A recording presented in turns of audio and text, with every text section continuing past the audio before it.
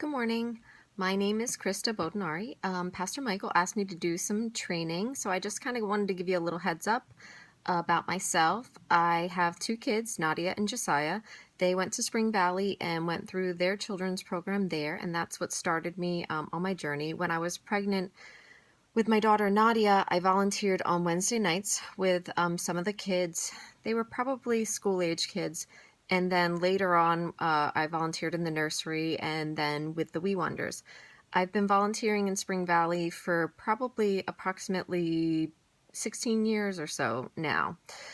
I also own a childcare center in Boyertown, and I service kids from 6 weeks to 13 years of age. So I'm familiar with kids, and Pastor Michael just asked me to do some training. So my first video that I'm going to do will be about kind of safety and supervision and what our mission is.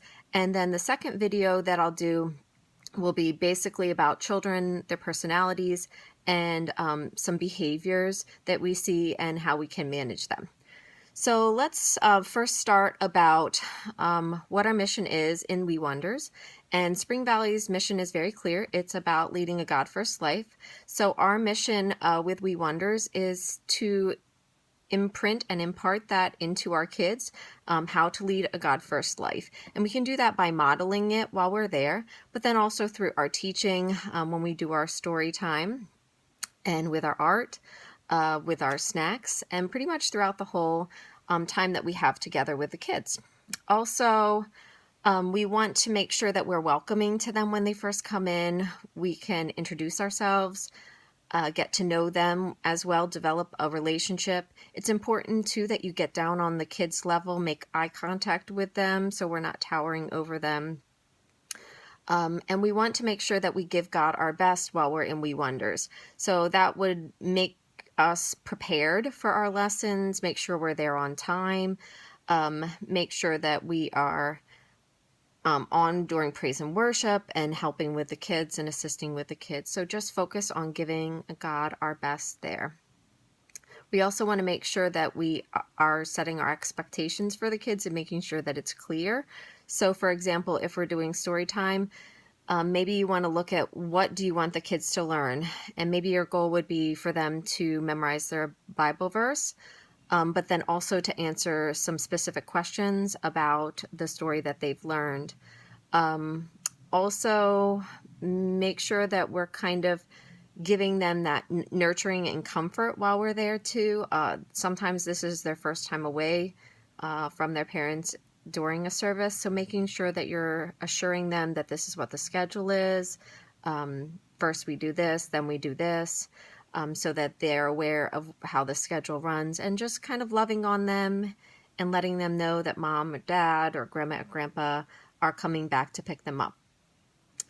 Also, we want to make sure that the rules are clear, and that the consequence would be this. So for example, there's no running in Wee Wonders. So making sure that they're aware. So if you see them running, say, we're not allowed to run, you can walk. The reason why we don't run is we don't want to bump into anybody. We don't want to hurt anyone.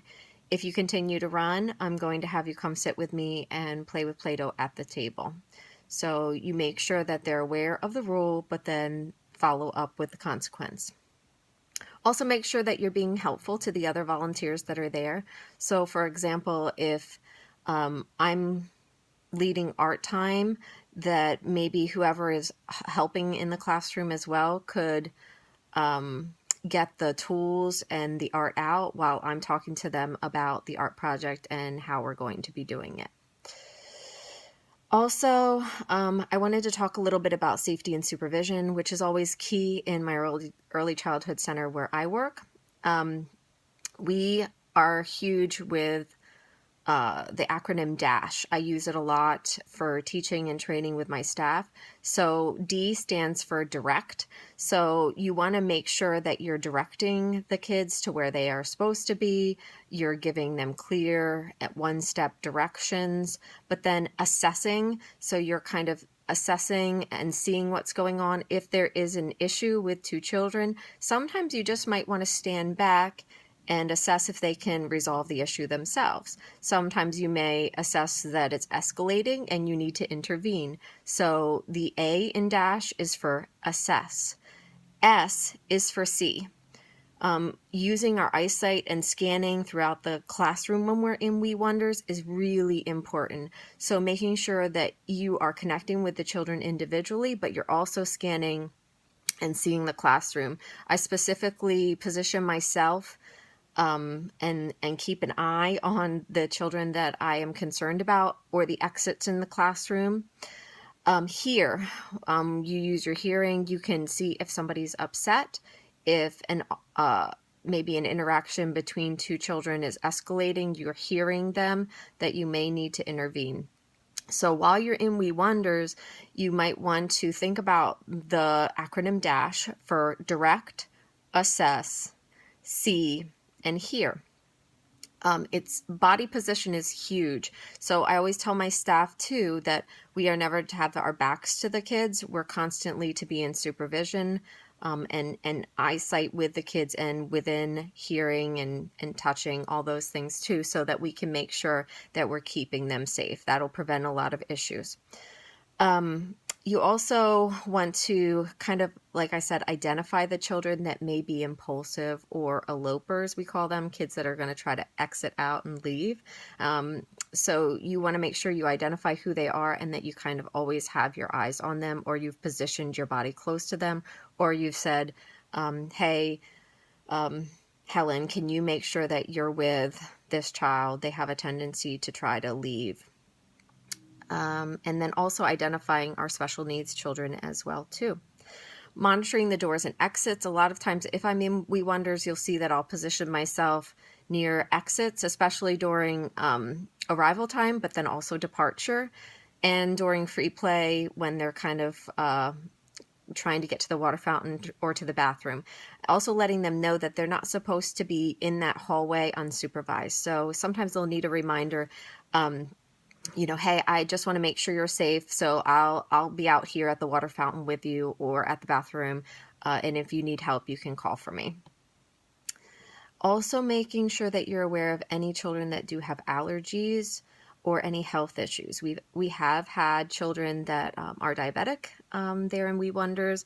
We've had children that have some milk and egg and nut allergies there as well. So before you're giving anything to those children food-wise, you just want to evaluate their tags and or talk to their parent about what kind of food allergies or health issues that they may have.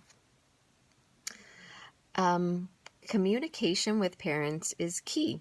So entering into that, you want to make sure that we are having positive communication with the parents. We are so blessed to be able to welcome them in and to meet their parents, but then also at departure to let them know how the children are doing. So if you have the opportunity to interact with the parents, I would say that would be awesome, because not only are we ministering to these kids, but then you're also ministering to their parents. And if you do have something negative you have to say, I do use a sandwich technique where I will give a positive about the child, and then I will lead next with what the issue was or the negative, and then I follow it up with a positive. And I always make sure that the child is present when I'm communicating with the parents. That way they understand that I was aware of what a great job that they did, but then also that I will hold them accountable if there was any kind of negative or consequence, but then again that I care about them again and that I love them, and I'm communicating that to their parent as well. The other thing that I wanted to talk to you about is just that volunteering is so awesome. When I started this journey in Spring Valley about 16 years ago, when Glenn suckered me into it originally, I was really kind of nervous about it, but I have been so blessed. Every time I've entered through any of those doors, have it be the nursery or Wednesday nights when I was doing Wednesday nights, or even with We Wonders, the kids have really ministered to me. And I also just want to tell you guys, thank you, the ones that have been volunteering as well. I'm so thankful for you guys. We couldn't do what we do in We Wonders without everyone. And what's interesting is I've been doing this for a long time and I'm starting to get pretty old now, that I am blessed enough to see in the church some of the kids that I started with on Wednesday nights volunteering in ministry in the church, which is amazing.